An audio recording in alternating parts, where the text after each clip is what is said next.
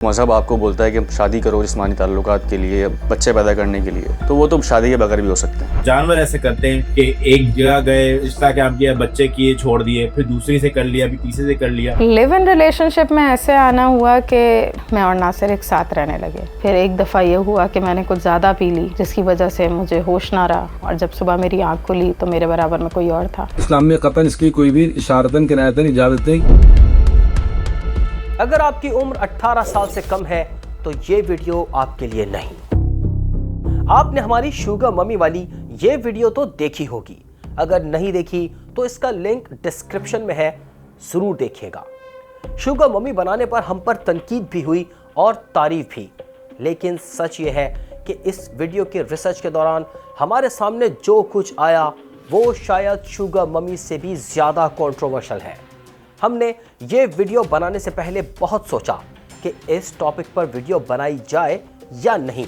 एक तरफ सच था और दूसरी तरफ डर, लेकिन सच ने डर को मात दे दी और हमने ये सच आप तक पहुंचाने का फैसला कर लिया, क्योंकि आंखें बंद कर लेने से हकाइक बदल नहीं जाते।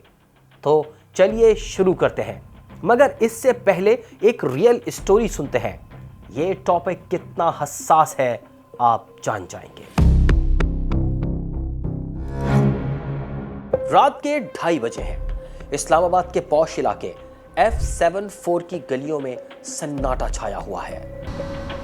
ऐसे में एक टैक्सी की हेडलाइट्स गहरे अंधेरे को चीरती हुई सड़क पर नमूदार होती है और एक आलीशान बंगले के दरवाजे पर आकर रुक जाती है। टैक्सी से एक लड़का और लड़की उतरते हैं। दरवाजे पर खड़ा चौकीदार फौरन दरवाजा खोल देता है।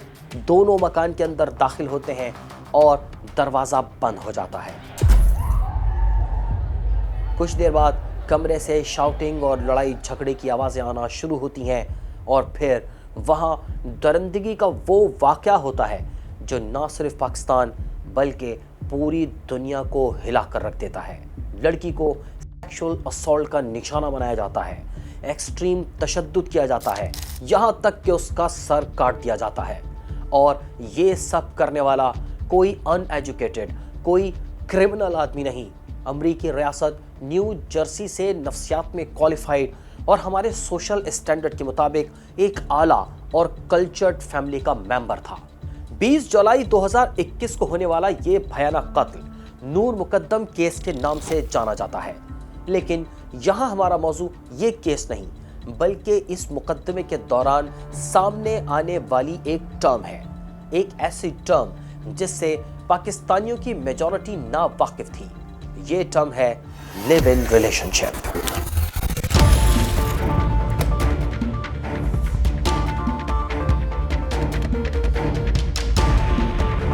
मुझे शादी से पहले लिव इन रिलेशनशिप में रहना। लाहौर जैसे शहर में how are they living together? यार लिव इन में रहना बढ़िया रहता है। मैक्सिमम तो लिव इन रिलेशनशिप झूठ से बनते हैं। खवातीन के साथ ताल्लुक रखना दुरुस्त है तो आखिर में इनको मजदूरी दे दो। लोग अब लिव इन में रहना चाहते हैं। कानून के हिसाब से ना तो ये गैर कानूनी है। जब मियाँ बीवी राजी तो क्या करेगा काजी?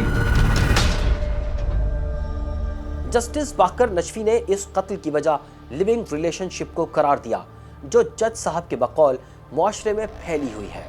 मौजूद जज ने लिखा कि नई नस्ल को लिव इन रिलेशनशिप के भयानक नताइज को समझना चाहिए और इस मसले को सोशल रिफॉर्मर्स को भी अपने सर्कल्स में उठाना चाहिए।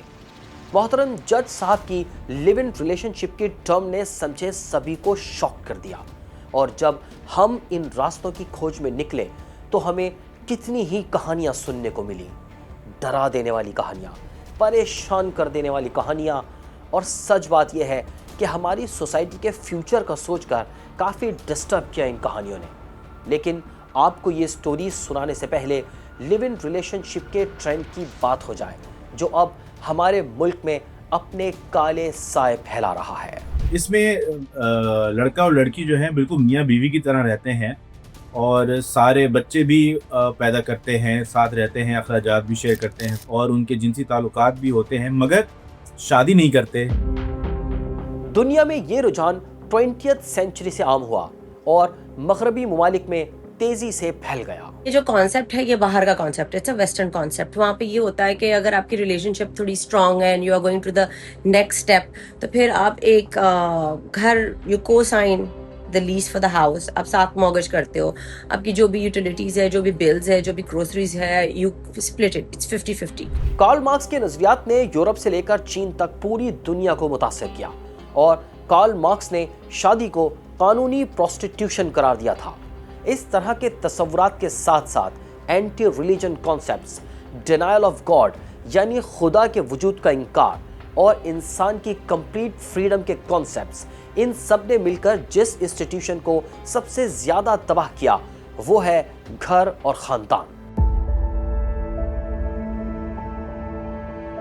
इस्लामाबाद में रहने वाला परवेज भी कुछ ऐसे ही कॉन्सेप्ट्स का मानने वाला था।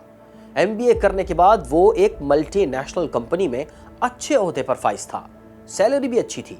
वो चाहता तो बड़ी आसानी से घर बसाता और खुशबाश जिंदगी गुजारता, लेकिन उसके लिए शादी, बच्चे और रिश्ते एक कैद के सिवा कुछ न थे। मैंने हमेशा ज़्यादातर जो है वो ख़ानदान में, अपने घर में और दोस्तों यारों में शादी ब्याह को इतना ख़ास कोई मकाम देखा नहीं है उसका। लोग हमेशा मियाँ बीवी जो है वो लड़ते हैं, झगड़ते हैं, सास बहू के मसले, बहन और बीवी के मसले, बहुत सारे मसले मसाइल मैंने देखे हैं जो कि मुझे समझ नहीं आया कि शादी लोग करते ही क्यों। मज़हब आपको बोलता है कि शादी करो जिस्मानी ताल्लुकात के लिए, बच्चे पैदा करने के लिए, तो वो तो शादी के बगैर भी हो सकते हैं। ऐसा कोई मैं ज़रूरी नहीं समझता इस चीज़ को। उसके ताल्लुकात कई ख़वातीन से थे, लेकिन एक खातून उसके बहुत करीब आ गई। मैं इस्लामाबाद में रहता था, वहाँ जॉब करता था, तो वहाँ पर एक लड़की से मेरी मुलाकात हुई जो कि साइमा नामी लड़की थी। सक्कर से वो हायर एजुकेशन के लिए इस्लामाबाद आई थी। फिर वो मेरी उससे मुलाकात हुई, हमारी अंडरस्टैंडिंग अच्छी होने लगी, बॉन्डिंग अच्छी होने लगी, माइंडसेट हम दोनों का सेम था। वो भी आज़ाद ख्यालात की मालिक थी, शादी ब्याह से उसको कोई लगाव नहीं था। तो हमने डिसाइड किया क्यों ना हम जो है लिव इन में रहें शादी के बगैर। तो हम लिव इन में रहने लगे और बहुत खुश रहने लगे, और जो है हर तरह की आज़ादी थी हमें। फ़िज़िकल रिलेशनशिप था, जिस्मानी ताल्लुकात जो है वो भी थे।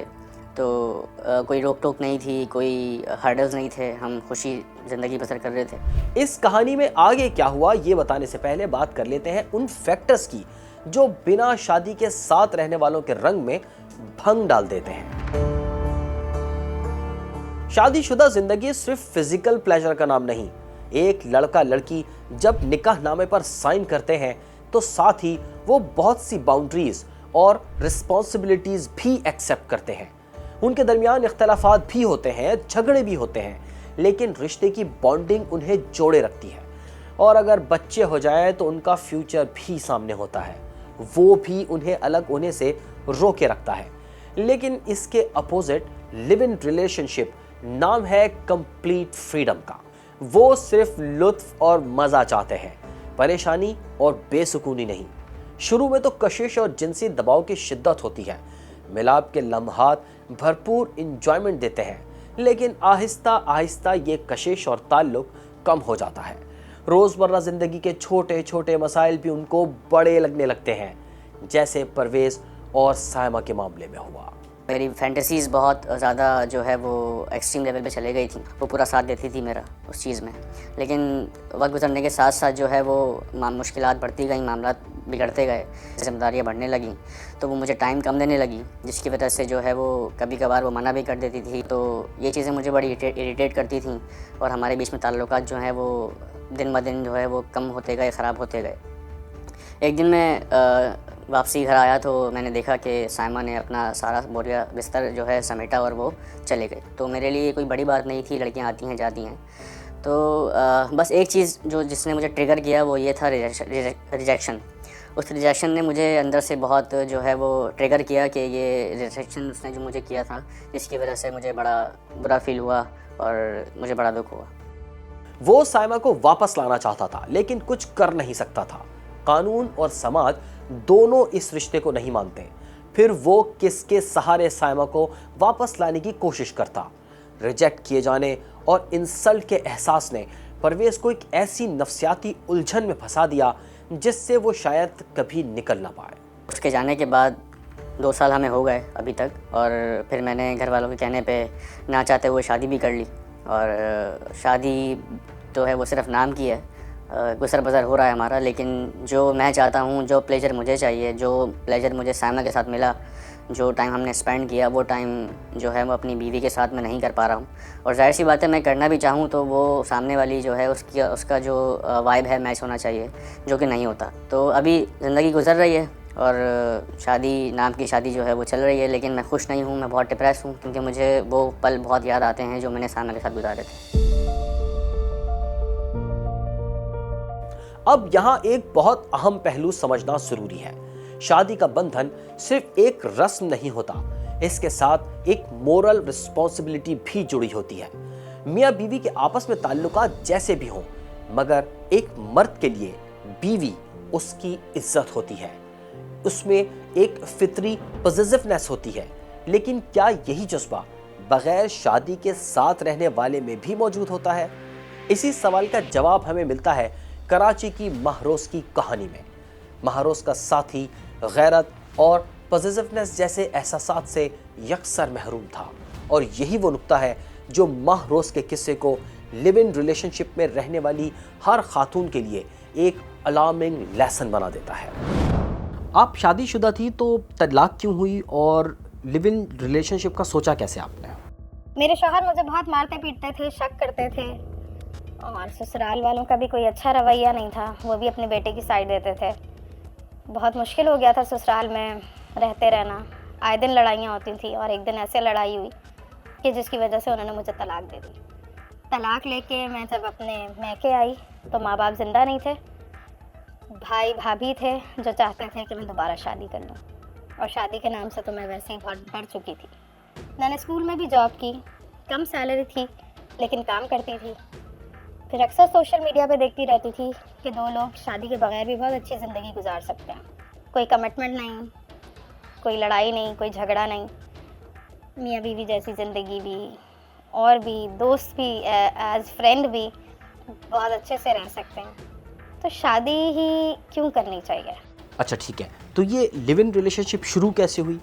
लिव इन रिलेशनशिप में ऐसे आना हुआ कि मेरी सोशल मीडिया से जो है वो दोस्ती हुई नासिर से। नासिर बहुत ही अच्छा लड़का था और शादीशुदा भी था, बच्चे भी थे, उसके फैमिली थी जो कि इंटीरियर सिंध में रहते थे, और वो यहाँ पर जॉब करता था।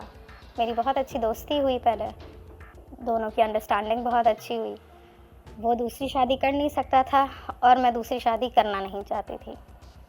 जब घर वालों को हमारी दोस्ती का, यानी मेरे भाइयों को, भाई को हमारी दोस्ती का पता चला तो उन्होंने बड़ा नाराज़गी का इजहार किया कि इस तरह से हमारे माशरे में नहीं होता। लेकिन क्योंकि मैं शादी नहीं करना चाहती थी और वो शादी कर नहीं सकता था, तो फिर मैंने अपना घर छोड़ दिया, और घर छोड़ के मैं और नासिर एक साथ रहने लगे, एक नॉर्मल से फ्लैट में।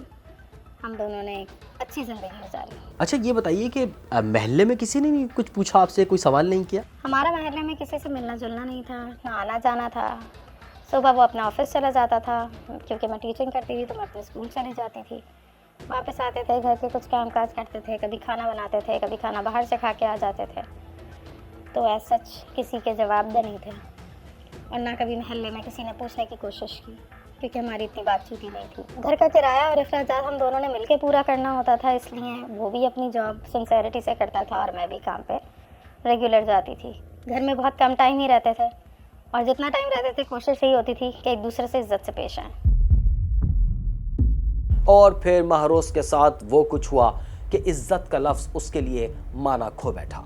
महरोज के साथ क्या हुआ, आपको ये बताने से पहले हम एक रिसर्च रिपोर्ट की फाइंडिंग्स आपके साथ शेयर करते हैं। जर्नल ऑफ क्रिमिनोलॉजी में शाया होने वाली ये तहकीक बताती है कि मैरिड कपल्स के मुकाबले में डेटिंग करने वाले कपल्स में फिजिकल वायलेंस और जिनसी तशद्दुद का रुझान ज़्यादा होता है। 68 ममालिक से ये डाटा इकट्ठा किया गया, जिससे पता चलता है कि जो डिसऑर्डरली रिलेशंस होते हैं, इनमें ना तो सेंस ऑफ रिस्पॉन्सिबिलिटी होता है और ना ही अपने साथी के लिए कोई ख़ास इज्जत वगैरह की फीलिंग्स होती हैं, जैसे नॉर्मली शादी के बाद अपने पार्टनर के लिए हमारी सोसाइटी में जो इज्जत दी जाती है, वैसी इन केसेस में देखने में नहीं आती।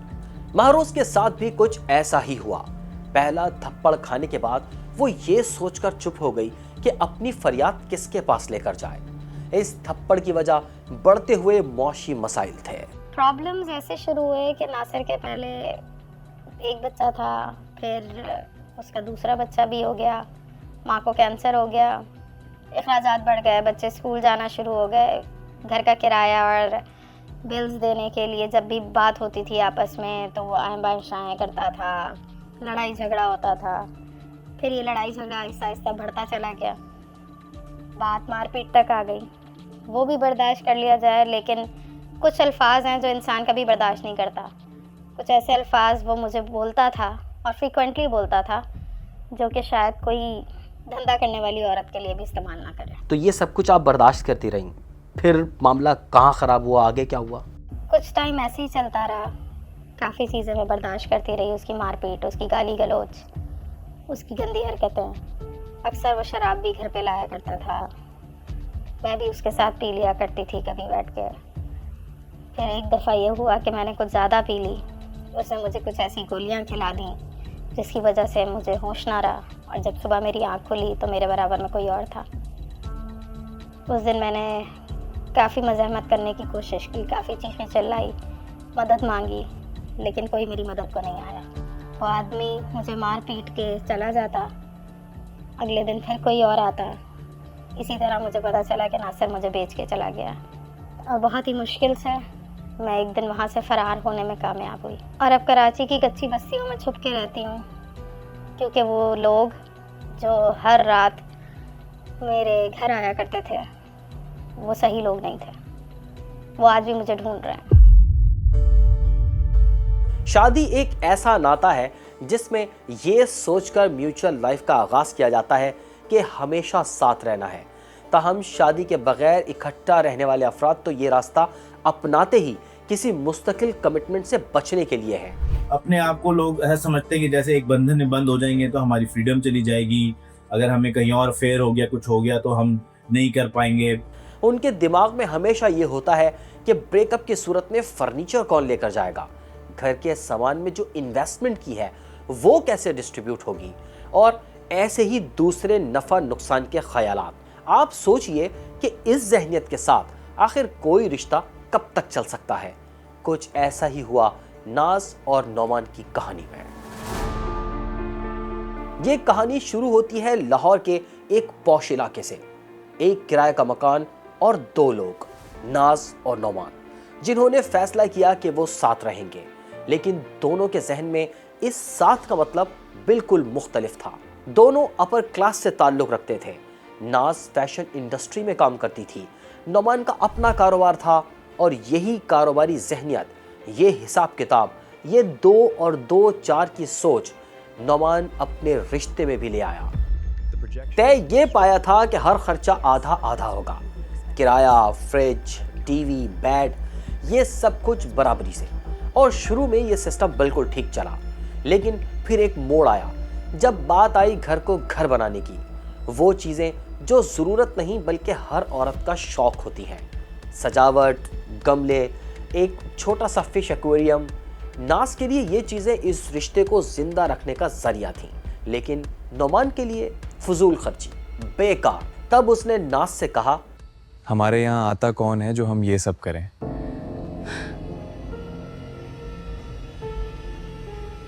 अब ज़रा रुकिए और इस जुमले पर गौर कीजिए। ये सिर्फ एक गमले या डेकोरेशन की बात नहीं थी, ये एक एहसास था कि उनका रिश्ता समाज की नज़र में दिखाने के काबिल नहीं। कोई मेहमान नहीं आता, कोई रिश्तेदार नहीं आता, साल में बस 1-2 बार कुछ आज़ाद ख्याल दोस्त आ जाते हैं और बस।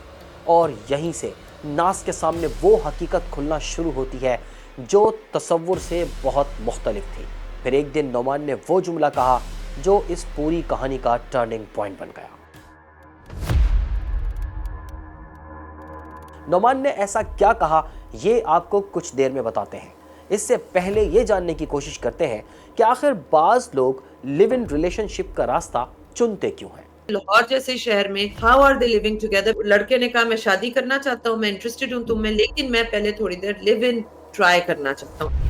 बहुत से लोग सिर्फ इसलिए साथ रहते हैं कि वो जानना चाहते हैं कि शादी के बाद वो एक दूसरे के लिए कैसे पार्टनर साबित होंगे, ये एक दूसरे को समझने के लिए भी किया जाता है। बहुत से जोड़े इसलिए बिना शादी के साथ रहते हैं कि इस सेटअप में माली मामलात को अलग अलग संभालना आसान होता है, क्योंकि अखराजात का बोझ किसी एक पार्टनर पर नहीं होता। इसलिए दोनों के लिए सेविंग्स करना और अपनी ज़ात और ख्वाहिशात पर खर्च करना आसान हो जाता है। मगरिब में तलाक की सूरत में मर्द कानूनी तौर पर औरत को भारी रकम या जायदाद वगैरह देने का पाबंद होता है, और बाज़ औक़ात तो तलाक मर्द को कंगाल कर देती है। शोहर है, उसको अपनी आधी जायदाद, सारी मलकियत आधी है वो बीवी डिवोर्स जिसको किया है उसके नाम करनी पड़ती है, एक्स वाइफ के नाम करनी पड़ती है। लिव इन रिलेशनशिप में मर्द किसी भी ऐसे खतरे से आज़ाद होता है, ना अलहदगी के लिए अदालतों के चक्कर, ना वकीलों की भारी फीसें और वक्त का ज़िया। ताल्लुक़ ख़त्म होने की सूरत में बस अपना सामान बांधा और चल दिए। इश्यूज हो रहे हैं, फिर कुछ सालों के बाद बच्चे भी हो जाते हैं उनके, फिर कहते हैं it's not working out, we are separating. Pakistan में लिव इन रिलेशनशिप की वजूहात वो भी हैं जो हमने बयान की, और इसके अलावा भी हमारे यहाँ इस रिलेशन में रहने वाले जोड़े, खासकर ख़वातीन के लिए कुछ और मसाइल भी ला सकता है। अगर कोई लड़की लिव इन में रह चुकी है तो क्या आप उसके साथ शादी करोगे कि नहीं करोगे? नहीं। जो लिव इन रिलेशनशिप में लड़कियां होती हैं वो फिर प्रपोजल में उनके साथ डिलेज होता है। Why? Because this is the 21st century और यहाँ पे it is a curse to find true love. मतलब ट्रू लव के नाम पे अब एक मजाक हो रहा है, अब लस्ट है, अब बेनिफिट्स हैं। जहाँ तक वजूहात का ताल्लुक है तो पहली वजह है मगरिब से आने वाला हर ट्रेंड, कॉन्सेप्ट और फैशन, जिसको हमारे यहाँ खुशामदीद कहा और आंखें बंद करके अपना लिया जाता है। ख़ास तौर पर मज़हब से दूर हो जाने वाला तबका मगरिब की अखलाकियात ही को आइडियल मानता है। लिव इन रिलेशनशिप के मामले में भी यही हुआ है। ये जो आजकल कॉन्सेप्ट एक चला हुआ सोसाइटी में लिव इन रिलेशनशिप के, पहले साथ रहेंगे और एक दूसरे को देखेंगे और एक दूसरे का एक्सपीरियंस करेंगे लाइफ का, साल 2 साल 3 साल, जो गैर मुस्लिम कंट्रीज़ में पहले था और अब यहाँ मुस्लिम कंट्रीज़ के अंदर भी बहुत से कपल इस तरह रहना शुरू कर देते हैं। तो डेफिनेटली इस्लाम में तो इसका कॉन्सेप्ट नहीं है, मंगनी तक की हद तक तो है कि भाई कहीं उसको खितबा कहा जाता है कि प्रपोजल दिया और एक्सेप्ट हो गया तो फिर उन दोनों के आपस में कॉन्टैक्ट हो जाता है, कमिटमेंट हो जाता है। तो किसी को इंटरप्ट करना, उसमें रिश्ता भेजना जायज़ नहीं होता, वो एक वादा होता है मंगनी का। लेकिन लिव इन का जहाँ तक ताल्लुक है कि भाई साथ रहना और एक दूसरे से वाइफ हस्बैंड वाला बिल्कुल एक वो करना, अपने आप को जाहिर करना और इसी तरह रह के फिर ब्रेकअप कर लेना या बाद में शादी कर लेना, ये इस्लाम में कतई इसकी कोई भी इशारतन किनायतन इजाज़त नहीं। मज़े की बात यह है कि वेस्ट से इंस्पायर्ड लिबरल तबका लिव इन रिलेशनशिप को लॉन्डी या बांदी की मिसाल देकर उसे मजहबी तौर पर दुरुस्त करार देने की कोशिश करता है। बांदी का जहाँ तक कॉन्सेप्ट है, बांदी पर इसको करते हैं क्लास के में, बांदी जो करती है बांदी का चैप्टर क्लोज है हमारे इस्लाम में और इस दुनिया में। इस्लाम में जो लॉन्ड्री का कॉन्सेप्ट है वो ये है कि जब जंग होती थी तो गैर मुस्लिमीन की दुश्मन की जो लड़कियाँ वगैरह आती थी वो माल गनीमत में जब तकसीम होती थी तो वो गुलाम या लॉन्ड्री बन जाते थे। तो ये इस्लाम में इसकी बहरहाल कोई गुंजाइश नहीं। निकाह है वो भी अलानिया है, खुल के ओपन हो, पब्लिकली हो और लड़का और लड़की दोनों घर वालों का इल्म हो, तो वो निकाह की ही सिर्फ गुंजाइश है। बाकी उसके अलावा कोई ऑप्शन लिव इन रिलेशनशिप वाला ये सही नहीं है। एक तरफ पाकिस्तान में लिबरल और सेकुलर सोच बढ़ रही है तो दूसरी तरफ अखलाकियात ज़वाल पजीर है, और इसका सबूत तलाक और खुला की बढ़ती हुई शरह। एक्सप्रेस ट्रिब्यून की अप्रैल 2024 की एक रिपोर्ट के मुताबिक पंजाब के 36 अजला में सिर्फ 5 वर्षों में सेपरेशन की शरह 35% इंक्रीज़ हुई। और दिलचस्प बात यह है कि ख़वातीन की जानिब से खुला के मुकदमात मर्दों की तलाक से 25% ज़्यादा हैं। सिर्फ रावलपिंडी की अदालतें रोज़ाना 90 से 110 ऐसे केसेस सुन रही थीं। अब सोचिए, जब शादी लाखों की सरमायाकारी बन चुकी हो और गरीब घराने कर्ज लेकर ये बोझ उठाएं, तो टूटते घर नौजवानों का शादी पर एतमाद ही ख़त्म कर देते हैं। मज़हब और सोसाइटी का प्रेशर जिस्मानी तकाज़ों के लिए कोई और रास्ता इख्तियार करने से अब तक उन्हें रोके रखते थे, मगर जब सोच हदें पार कर जाए तो बग़ैर शादी साथ रहने का रुझान पुरकशिश नज़र आने लगता है। बिल्कुल वैसे ही जैसे नास को ये रिश्ता पुरकशिश महसूस होता था, लेकिन वक्त के साथ उसे एहसास हुआ कि वो एक शराब का शिकार हो चुकी है। और अब बताते हैं वो लम्हा जिसने नाज के ख्वाब यकसर तोड़ दिए। एक रात नाज और नौमान रेस्टोरेंट से वापस आ रहे थे। रास्ते में एक दुकान पर फिश एक्वेरियम देखकर नाज का दिल मचल उठा। ये उसका पुराना शौक था। उसने कहा, आज तो मैं लेकर ही जाऊंगी। नौमान का चेहरा फौरन बदल गया। रूखेपन से बोला, मेरे पास इन फालतू चीजों के पैसे नहीं, अपने पैसों से खरीद लो। बात बढ़ी, तलखी बढ़ी और फिर नौमान ने वो जुमला कह दिया जो सब कुछ बदल गया। उसने कहा, देखो नाज, हम मियाँ बीवी नहीं, ना ही किसी घर में रह रहे हैं जिसे सजाया जाए। हम बस जिंदगी एंजॉय करने के लिए साथ हैं। उसी लम्हे नाज पर ये सब खुल गया। शादी नहीं तो घर भी नहीं, घर को सजाने का ख्वाब भी नहीं। ये चार दीवारी बगैर शादी के कभी घर नहीं बन सकती। चंद दिन बाद वो अपना सामान लेकर हमेशा के लिए नौमान को अलविदा कह गई। नाज की कहानी दरअसल एक ऐसी पाकिस्तानी औरत की कहानी है जिसने मगरबी तर्ज जिंदगी अपनाने की कोशिश की, मगर ना अपने अंदर की औरत को बदल पाई, ना घर बसाने की फितरी ख्वाहिश को। और यही वो नुक्ता है जो समझना ज़रूरी है। मगरबी लाइफ स्टाइल को मशरकी मुआशरे में अपनाना अक्सर ऐसी ही उलझनें जन्म देता है। सोचिए, पाकिस्तानी मर्द चाहे जितनी भी बराबरी की बातें करे, उसकी तरबियत में रची बसी मर्दाना बर्तरी इतनी आसानी से ख़त्म नहीं होती। इसीलिए जब वो बगैर शादी किसी रिश्ते में होता है तो ना उस रिश्ते को वो तकद्दुस दे पाता है, ना उस घर को घर मानता है।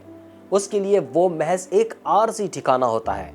और दूसरी तरफ पाकिस्तानी औरत चाहे कितनी ही आज़ाद ख्याल क्यों ना हो, वही मशरकी ख्वाहिशात दिल में बसाए रखती है। तो ये है लिव इन रिलेशनशिप के मानी और हकीकत, इस ताल्लुक से जुड़ी कहानियां और इन कहानियों का अंजाम। पर्सनल डेवलपमेंट की माहिर और life transformational coach Iram Saeed 30 साल से अमेरिका में मुकीम है। वो मगरबी तर्ज हयात की खूबियां और खामियां बहुत बारीकी के साथ देख और समझ चुकी हैं। लिव इन रिलेशनशिप और इस जैसे ताल्लुकात के बारे में उनका कहना है कि आप नेचर से लड़ नहीं सकते।